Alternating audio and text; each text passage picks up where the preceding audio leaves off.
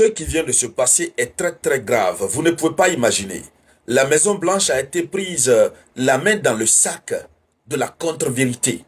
Je ne sais pas si on va dire du mensonge, mais les mots me manquent pour qualifier. Hier, l'Espagne a déclaré qu'elle n'autorisait pas du tout Washington à utiliser ses bases pour frapper l'Iran. Toute la soirée d'hier, tellement en colère, le président Donald Trump avait ordonné de couper tous les contacts commerciaux avec l'Espagne. Il avait menacé de bloquer tout contact avec l'Espagne. Les autorités espagnoles n'ont rien dit. Elles sont restées silencieuses. Alors, quelque temps après, les autorités espagnoles sont sorties pour dire que les États-Unis devraient comprendre la portée de ce qu'ils sont en train de faire. En tout cas, l'Espagne est restée sur une position ferme. Et qu'est-ce qui s'est passé après? L'Espagne a insisté que le pays ne va pas s'engager à soutenir l'Amérique contre l'Iran. Alors, en ce 4 mars 2026, la Maison-Blanche est sortie pour affirmer sur tous les toits devant la presse internationale que l'Espagne a accepté enfin de coopérer. Et ce qui est très grave, l'Espagne est sortie automatiquement après pour dire c'est faux, ils mentent. Nous n'avons pas accepté de coopérer. Jusqu'à preuve du contraire, on ne les autorise pas à utiliser notre territoire contre l'Iran. Vous voyez ça, dames et messieurs? C'est le summum. Et finalement, l'institution qu'est la Maison-Blanche, la présidence de la République américaine, descend en crédibilité. C'est pourquoi tout ce qui sort de la bouche du président américain, des hauts responsables américains, sont souvent pris comme n'étant pas la vérité. Voyez-vous, ce qui est en train de se passer, c'est très grave. Et nous parlons de deux États alliés. L'Espagne ne veut pas se laisser entraîner dans le conflit. Ça, c'est un. Mais de l'autre côté, l'Espagne ne veut pas qu'on le traite comme étant un État béni. Oui, oui. Oui, pour eux, s'ils font une telle déclaration, l'Espagne a accepté de coopérer.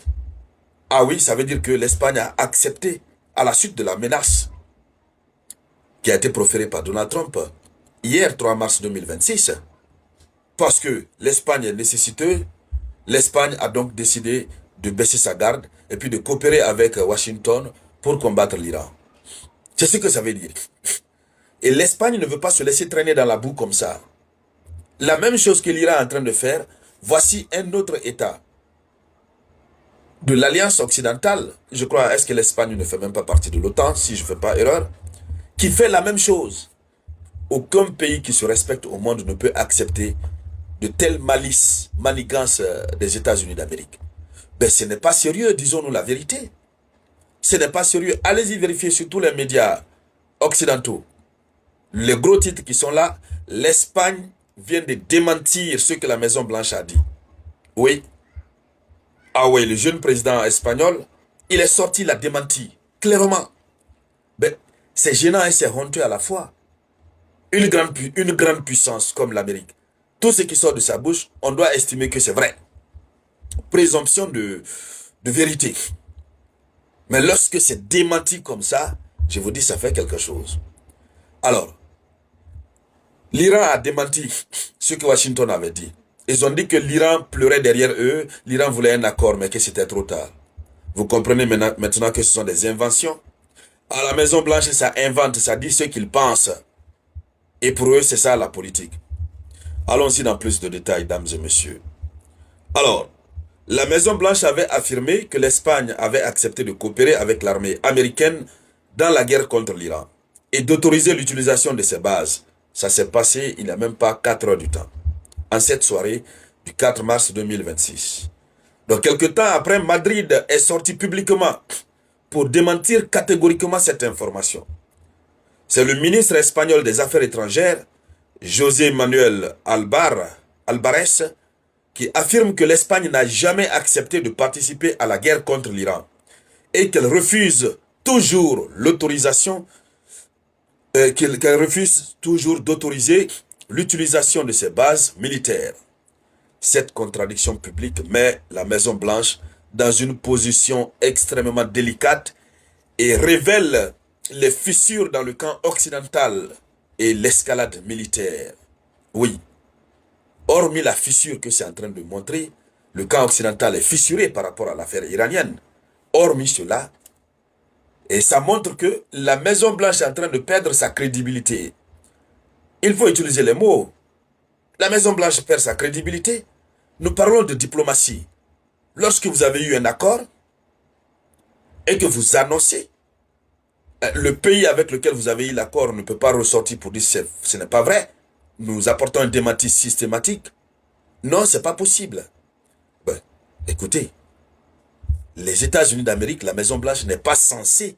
C'est la première institution américaine quand même. Le modèle pour beaucoup. Elle n'est pas censée dire des choses qui n'existent pas. Voici la preuve que vous avez en face de vous. Que la Maison-Blanche, Washington invente généralement des choses. C'est pourquoi je vous le dis très souvent ici, dans ce conflit actuel, il y a les narratifs qu'il ne faut pas tenir compte. Actuellement, les États-Unis d'Amérique sont en train de dire, autre gros mensonge, ils disent que l'armée iranienne est complètement anéantie. Complètement anéantie. Ce n'est pas vrai. Nous savons désormais qu'ils ont l'habitude de la chose. Le M, on va appeler comme ça désormais le mensonge. Le M, lorsque je vais le dire dans les prochaines conférences, retenez le code. Ils sont spécialistes dans ça. Ce qui vient se passer, ben, je ne sais pas. Je ne connais pas pour vous ce que vous en pensez, mais moi je tombe des nues. Je pouvais quand même imaginer tout de leur part sauf ça. Je sais quand même qu'ils peuvent inventer un narratif, dire quelque chose amplifié, mais jusqu'à dire quelque chose qui n'existe pas. Non mais écoutez, je tombe des nues. On va suivre cette actualité. Je crois qu'il y a une autre raison. Certainement, ils se sont entendus et puis après ils ne se sont pas entendus, mais je ne peux pas croire. Washington qui est pris en contradiction sur l'Espagne. La polémique d'une déclaration artificielle, d'une déclaration officielle américaine. L'Amérique déclare quelque chose qui n'existe pas. Madrid a démenti. Immédiatement, ils ont réagi. Et c'est le chef de la diplomatie espagnole qui parle. Alors, l'Espagne ne coopère pas militairement avec Washington. Les bases espagnoles ne seront pas utilisées dans cette guerre. Ce refus révèle des tensions chez les alliés. Mais au-delà même des tensions, c'est cette humiliation que l'Espagne vient d'infliger à la Maison-Blanche. C'est ce qui retient le monde. Et donc, le refus de Madrid n'est pas anodin. Hein? L'Espagne, voilà, il est dit dans l'information officielle, l'Espagne est un membre important de l'OTAN, de l'Union européenne, du dispositif militaire occidental.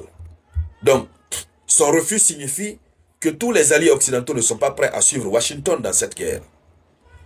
Une escalade régionale incontrôlable, une extension du conflit vers l'Europe, des représailles indirectes. L'Espagne ne veut pas. Mais toujours, moi, ma question, pourquoi ce genre de mensonge? Alors, dames et messieurs, merci à toutes et à tous. Je vous reviens tout à l'heure avec de nouvelles actualités.